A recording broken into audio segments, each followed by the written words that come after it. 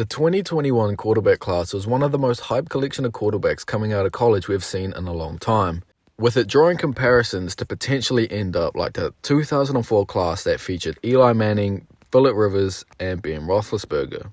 The quarterbacks in this class that went in the first round were all deemed to be potential franchise quarterbacks. However, after one season, and I guess you could say disappointing performances season long by this class, the class is off to a rough start.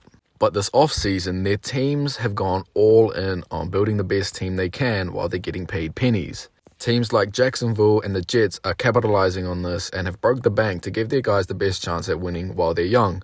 So, this presents the question, out of all of these second-year quarterbacks that were taken in the first round, who was most likely to take the biggest jump and take one step forward to superstardom? Before I get into things, feel free to drop a like and subscribe, and when you're done with this, check out some of my other work. I appreciate all of you that watch my videos, whether you're subscribed or not, and all the love I get from you really makes me enjoy talking about a sport I love. And now, on to the video.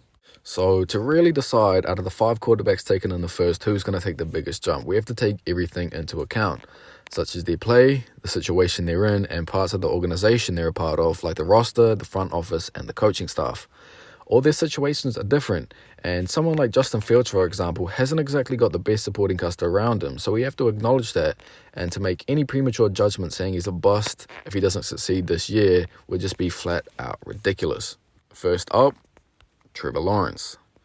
Trevor definitely didn't have a good rookie season by any means, but he definitely flashed at times. But all the positive that came out of his season was overshadowed by Urban Meyer and his disgraceful season as the head coach, which ended up with him getting fired before the season's end. And statistically, Trevor wasn't exactly all that, what he was projected to be, putting up numbers of 3,641 yards with 12 touchdowns and 17 interceptions. Now, I know these numbers aren't great, but they don't paint the big picture to Trevor's season. As we all know, the Jags weren't exactly the most competitive team last season, and in a majority of their games, they'd end up falling behind, and then Urban would constantly make them throw. And as you may know, the more you throw it means the more likely you're going to get picked off. And at times, his accuracy was rather sloppy, which led to some terrible interceptions, which inflated his numbers. And it doesn't help with the receivers dropping the ball so often. And to be honest, his receivers as a whole didn't exactly play that well. And it doesn't help when DJ Chark missed almost the whole season with injury, and Laviska Shenault didn't really improve from his rookie season. But finally, in Jacksonville, things have started to look positive with their off-season, with them spending big-time money on free agents and bringing in coach Doug Peterson. Bringing in Peterson was probably the best move they could have made, as he's probably the safest bet as a head coach to bring the best out of the team, as he's proven to be a competent and competitive head coach and obviously has Super Bowl pedigree. And the most important trait that he has is that he can develop quarterbacks, and to have him around Trevor could do wonders for his career. This offseason, the Jags have spent big money bringing in guys like Brandon Scherff, Christian Kirk, Evan Ingram, and Zay Jones. Bringing in Scherff brings a proven elite lineman that fills a hole in the line, and he's immediately going to be the best lineman on the field. And with Trevor making the line look better than they did last year, you could just imagine how much easier life is going to be for Trevor now that Scherff is around. And bringing in the other guys is only going to help Trevor improve and make life easier for him, as Trevor's weapons last season definitely struggled at times, and the fact that these guys are getting paid big money, they would be expected to perform. Trevor was looked at as a generational prospect and was deemed to be the next Andrew Luck, John Elway, or Peyton Manning, and with the right coaching and a coach Peterson and a very much improved offense, you never know, this may become reality. Zach Wilson may be in the best situation out of any of the quarterbacks with how competent the Jets' front office and coaching staff is. Joe Douglas has gone above and beyond to improve the Jets, and on paper, they have all the pieces to potentially make a Bengals-type run this season.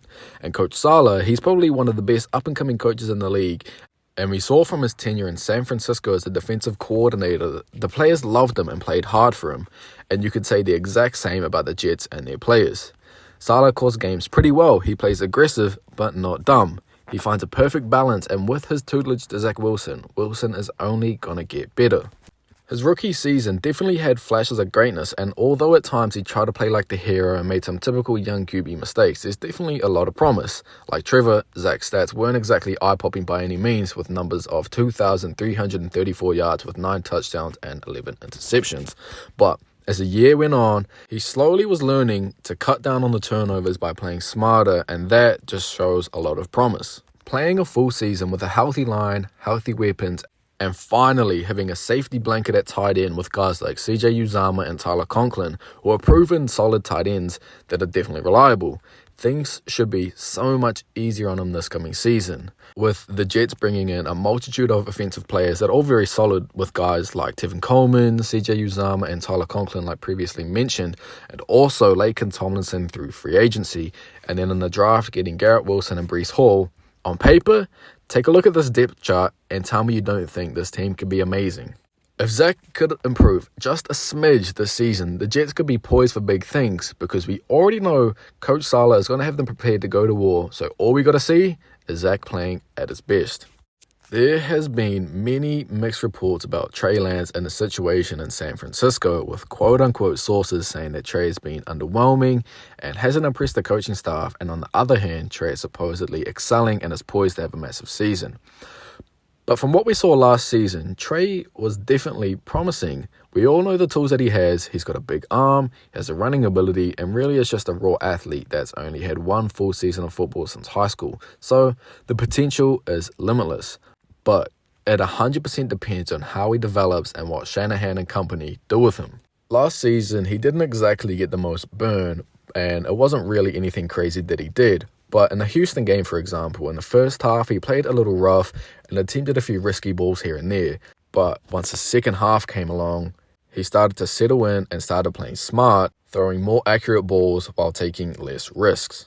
He moves well and is able to create his own pocket, and obviously with his big arm, from that, he can create so many big plays. Having guys like Elijah Mitchell, Deebo Samuel, Brandon Ayuk, who he seems to love, Juwan Jennings, and George Kittle, he's definitely got a lot of great targets that can make life so much easier for him. And with Kyle Shanahan calling the shots, he can make him look great while highlighting his strongest abilities while hiding his flaws. Trey's situation really is the most interesting because there's a lot of unknowns about it. The 49ers always seem to be a team that keeps quiet in the offseason about everything, no matter what, and these reports are just super misleading, and with Trey, we really haven't seen much from him since 2019, so it's hard to judge what he's capable of from his college film and the few games he's played in the NFL, but he's still a very interesting prospect, to say the least.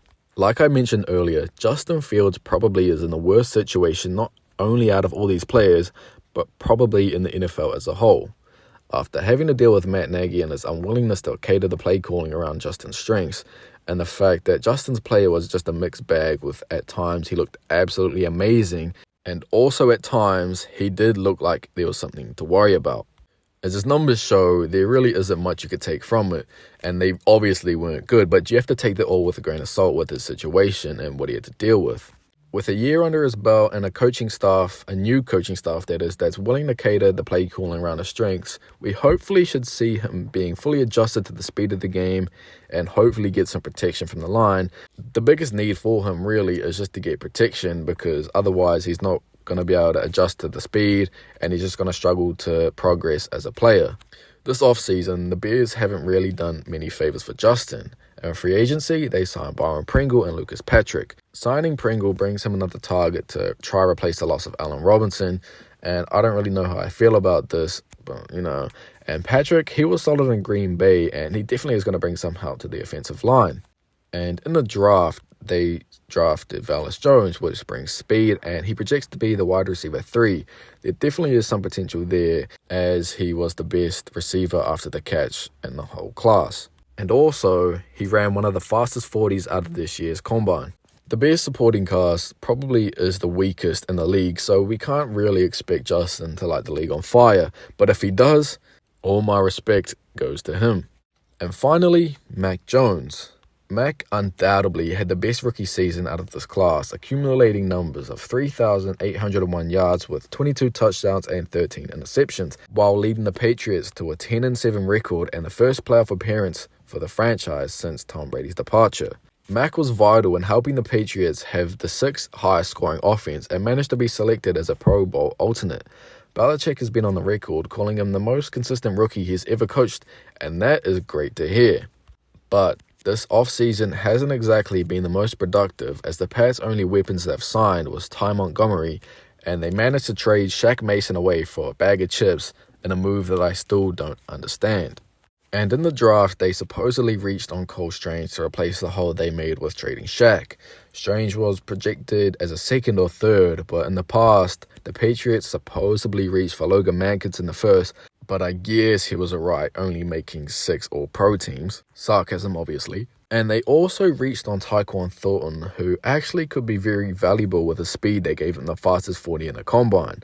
Thornton brings much-needed speed to a group of Kendrick Bourne, Nelson Aguilar, Devontae Parker, and Jacoby Myers.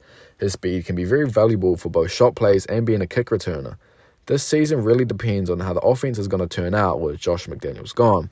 And with the roster as a whole not exactly improving, I feel like we can comfortably say the Pats are definitely going to be solid like they were last year. But a big jump for Mac, I find that somewhat hard to see. But with all this said, who really is most likely to take the biggest jump? Well, in my opinion, I feel like it's a given that Zach Wilson will. Everything in a situation is perfect, and the organization has built the roster up to be one of the most loaded rosters that has so much potential to be great. The team is finally healthy, getting some vets back from injury, and with the young guys getting a few years under their belt, they're only going to get better. And with Coach Saleh, I'm very confident he's going to bring nothing but the best out of the guys, and this season, again, could really be Bengals-esque. And if the Jets go far, I really wouldn't be surprised one bit. Who do you think is going to take the biggest jump? Let me know below and let me know why you think that. And if you've made it this far, drop a like and subscribe and check out some of my other work while you're here. And with all this said, I appreciate you all, and I'll catch you in the next one.